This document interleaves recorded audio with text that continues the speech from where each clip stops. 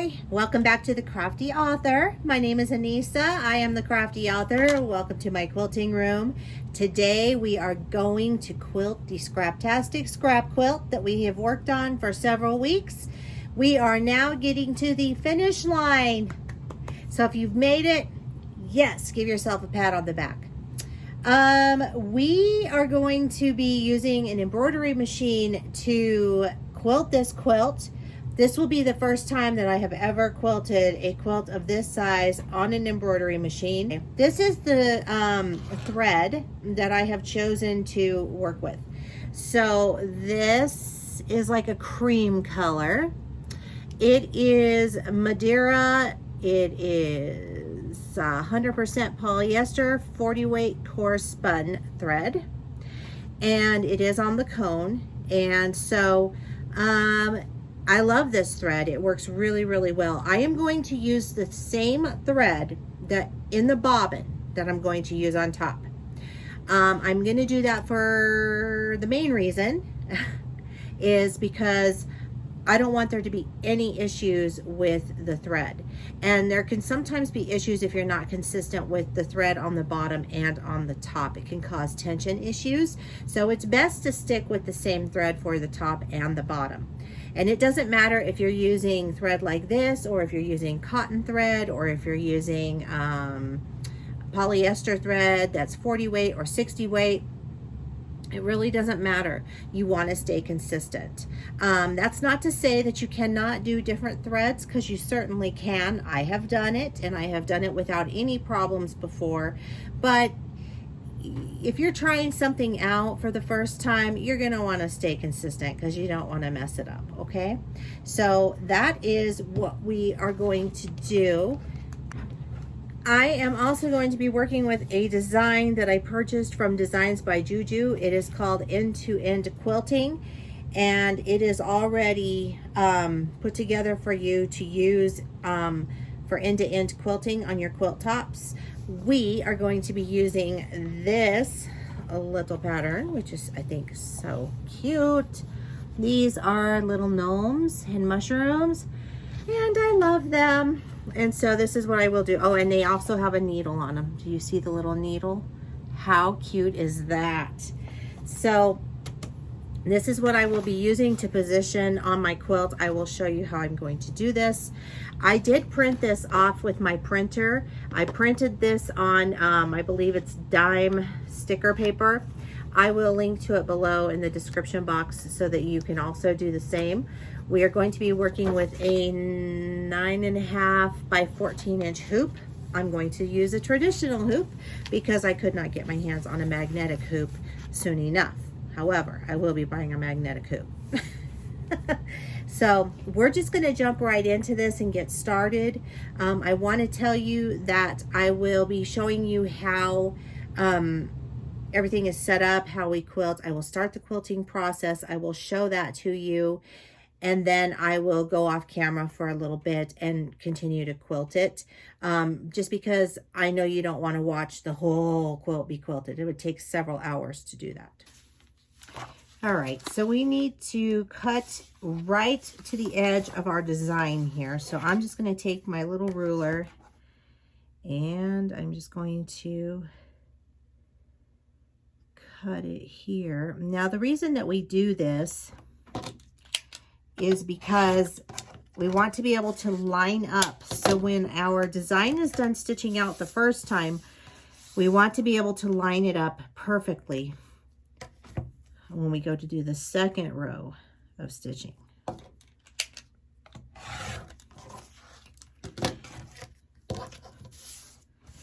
I will be working with the camera system. My machine has one of those, but if you don't, it's okay.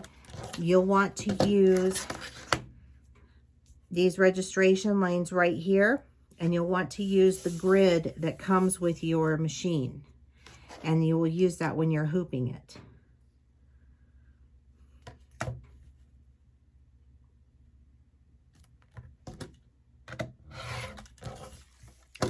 So you should have something that looks like that. I'm going to hoop. So I'm going to start in the middle with this design. It's a very large hoop. As you can see, this is the 9.5 by 14-inch hoop. If you don't have a hoop that's this size, that's okay. You can still do this with a smaller hoop. Now, you don't need batting or, stabilizer, because your backing and your batting are going to act as your stabilizer for this.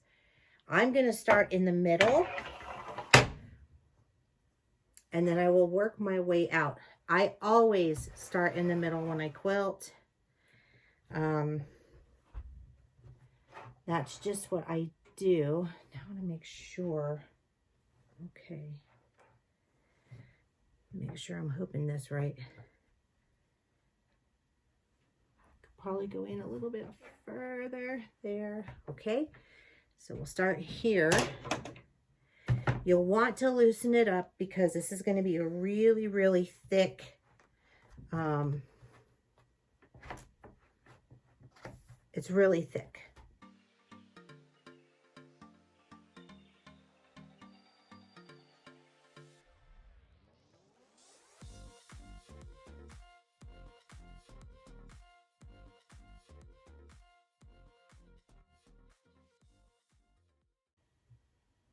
I have it hooped.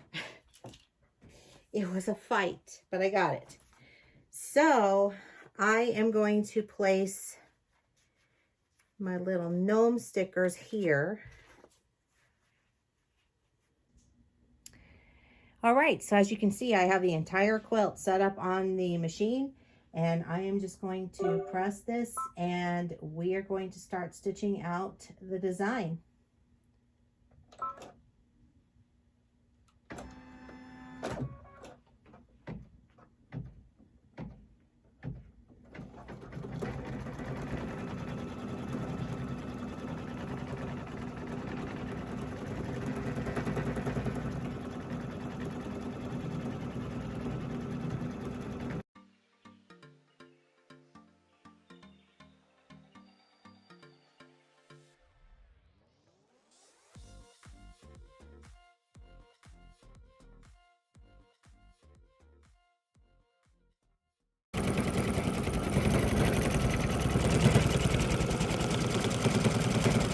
So you can see here how it's stitching everything out perfectly.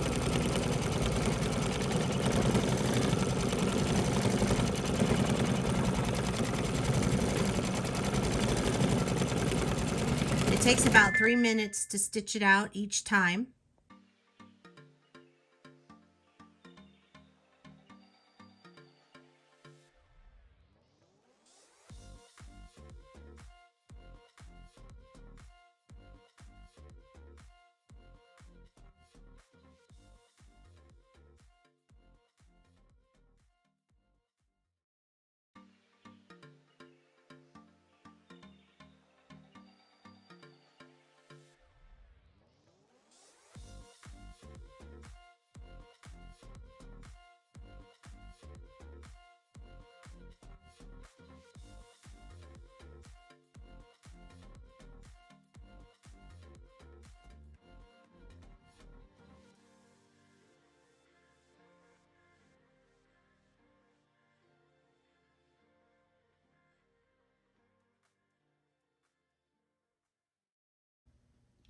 So this is what we have so far.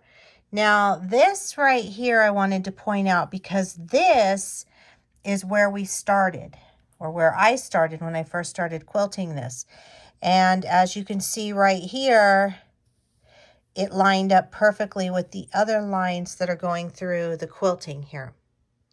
So this is awesome in the way that it lines up and you don't have like missing areas. So it looks great. So I'm going to flip the camera and I'm going to show you how I'm going to hoop again outwards. The hooping is the most challenging part of this because I'm using a regular hoop. I actually had to go and just order a magnetic hoop because the hooping is hurting my hands so much because I have arthritis in my hands. So if you have arthritis in your hands, you're probably going to want to get a magnetic hoop. This hooping through all of these layers is just really, really tough that way. All right, so just gonna pop that out just like you normally would. I'm going to loosen up this.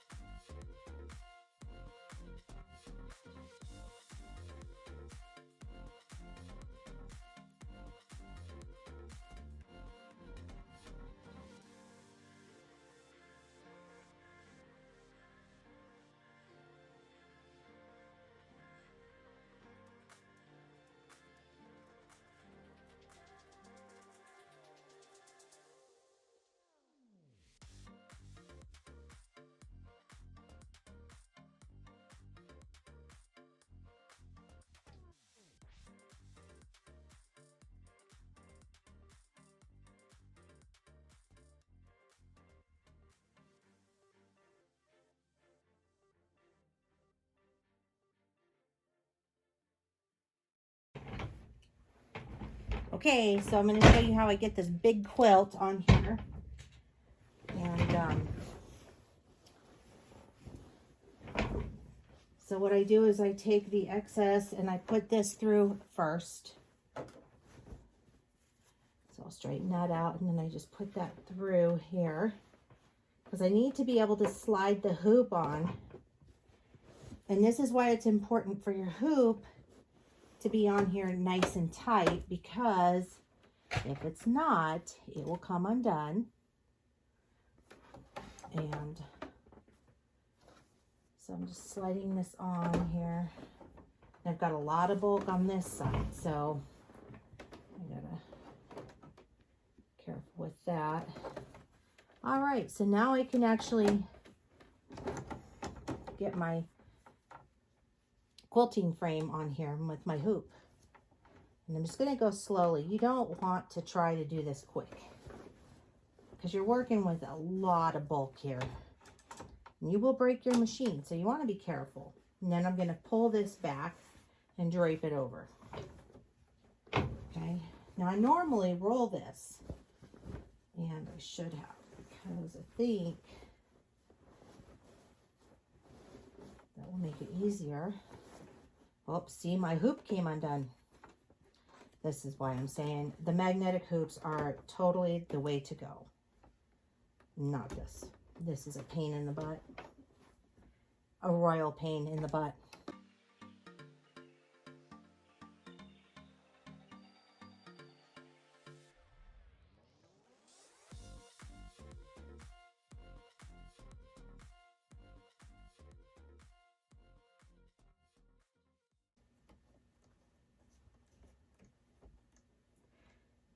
Okay, so that hoop was too loose, apparently.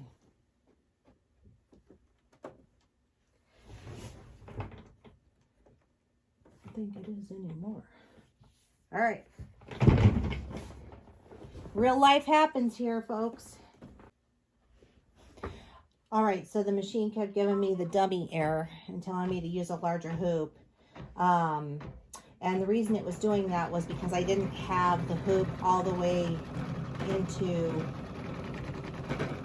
the carriage like it needed to be, so it wasn't reading it. So that's why that was happening. So if that happens to you, check and make sure that you have everything in there correctly. So every quilter's worst nightmare has happened to me, as you can see. And so I have spent the last 20 minutes seam ripping, and this is clearly my own fault. You can see this mess here is overlapped, and that is because when I told the machine to go ahead and start stitching out, I did not line it up, and so it went over the design. And now I have this mess, and now I'm going to seam rip. So I wanted to show you this because this is what happens in quilting. It's inevitable, and it happens to the best of us. I know sometimes when you see quilting tutorials and such, you always see the good. You always see the beautiful finished product, and you know, it looks like it was a flawless process and whatnot. And really, the ugly truth of it is that it's not. A lot of times, this is involved with it. You are seam ripping. If you didn't sew something right, you know, you have to go back and redo it. So that is just the way it is sometimes. And, you know, it's not fun. It's actually quite frustrating. It's frustrating for me as well. I don't enjoy seam ripping. Especially when some of the little stitches get pulled too tightly, like this here, and it's a booger to get them off. So, you know, and you just have to keep picking at them, and you're hoping that you're not putting a hole in your quilt, because, you know, that's not good either. But, you know, it's the reality of quilting. So, and, you know, life happens. I mean, it just does. We all make mistakes, and, you know, nobody is perfect. And it doesn't matter if you're using a machine or if you're doing it by hand, you know, it's still human error. We still make mistakes. So don't let anybody tell you that everything is perfect, because quite frankly, it is not. And, I like to be honest here on my channel and be real with you. So I'm going to be real with you, and we're going to seam rip together for a little bit, because, you know, that's what we do. So I have 2 spots on this quilt that I actually need to seam rip. One of them, thank goodness it's not like this. It's not a total mess. And honestly, I was going to leave this, and then I kept looking at it, and I looked at it on the back, and I couldn't do it. I just could not do it. It was that bad. It bothered me. The 3-foot rule did not apply to this one. And for those of you who do not know what the 3-foot rule is, that is when you stand 3 feet away from your quilt, and if you cannot see the mistake, then it does not exist. This one was pretty noticeable, and I think it's probably because it is on the black portion of the border, and so you can really see everything. And I used a lighter thread, and I used the lighter thread because it's not as prevalent on the initial design, but, you know, on black thread, of course it is, because it's black. It's, you know, everything's going to show up on here. And so it looks really neat when it's not all jumbled. I can tell you that. It looks really, really cool. But as you can see here, it's just a mess. So I will show you another spot where I messed up. I do not enjoy showing everybody my mistakes. But here you can see that this one turned out like it was supposed to. It's beautifully done. You can see the little gnome over here. Oh, no, you cannot. You can see the little gnome here. You can see the little mushroom here. So this stitched out absolutely awesome. But down here, again, I have this little gnome, and it got a little crazy here. So I'm actually going to have to rip out this half of my stitching. The rest of it's fine. And then I still have all of the rest of this to quilt. So this quilt is taking me a little bit to do. Here you can see, this is the back side of the quilt, by the way. This is not the front side. I didn't do my needle up, needle down, and so that caused that knotting right there. I don't like it, but I'm going to leave it. It's going to be fine. In the end, it'll be fine. But I need to remember to, you know, do the needle up, needle down. All right, so I hope you're enjoying part 1 of part 2. So I will be doing an additional video on quilting with the embroidery machine. I have a couple of thoughts right now that I want to share with you. So the first thing is I do not recommend quilting really big quilts on an embroidery machine.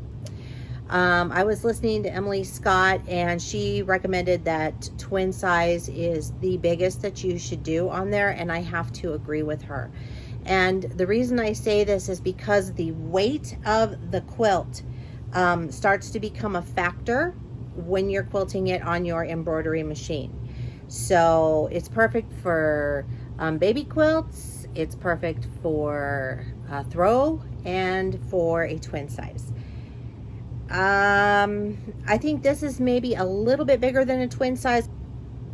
So I wanted to throw that out there. Also, I have had to seam rip because I wasn't paying attention to what I was doing when I was quilting it on there, and I had the designs overlap. So now I am seam ripping. So there's that, but it happens to everybody. So, you know, we just go along with it and we do what we can. We just do the best that we can. If you have a smaller machine and you have a hoop size, I would recommend that you would do a much smaller quilt. You wouldn't want to do something of this size. I'm working with a 9.5 by 14-inch hoop, and that is pretty large. And this has been, it's fun, but it is a little bit time consuming. So it does take about 3 minutes to stitch out the design, but you're working in sections and you're moving that quilt around and you're hooping and you're doing all these things. And it does get to be a bit taxing. And so you need to pay attention to that. My body is extremely sore right now. So I'm going to have to take the rest of the night off. I had hoped that I could quilt it all in one day because that's how I am. I want to just get in there and do it, but it's too much. So break it up into sections if you're going to do this. That's my recommendation. Don't try to be Superwoman or Superman and try and do that. So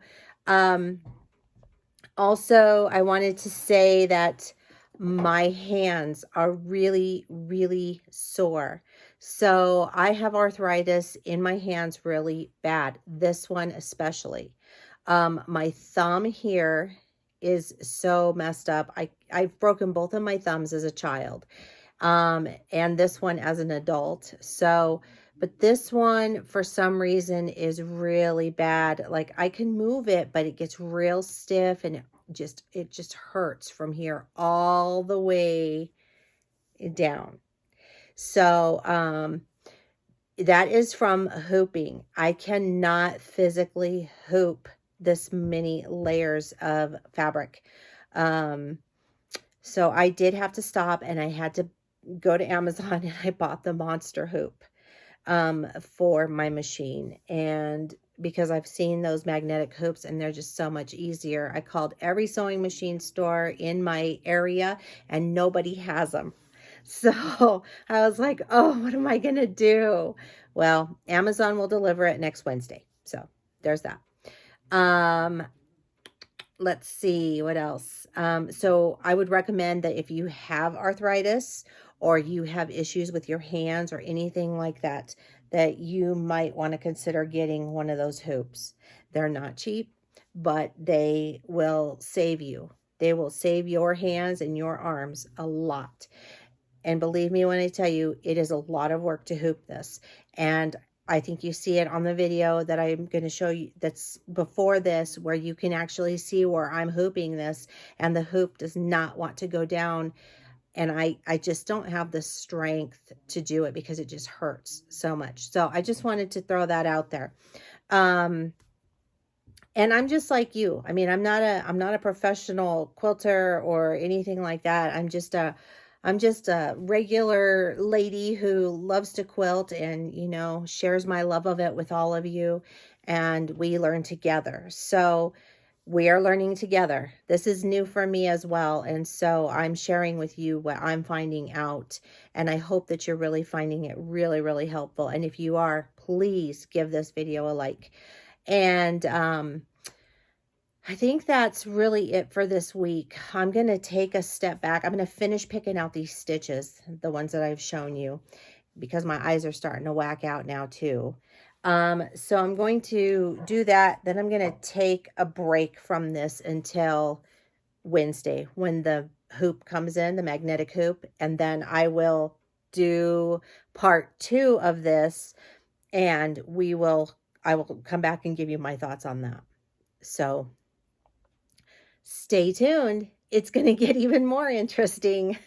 It's never a dull moment around here, is it? Never, ever, ever. So, if you would like to follow me on social media, the links are down below in the description box. Do not forget to give this video a like, and click the little bell and subscribe. You'll get notified each and every time that I upload a new video, and I upload some pretty cool content here. And if you would like to share, that would be great, because sharing is caring. And keep on crafting, and I hope you have a wonderful rest of your week. I'll see you next Friday. Bye-bye.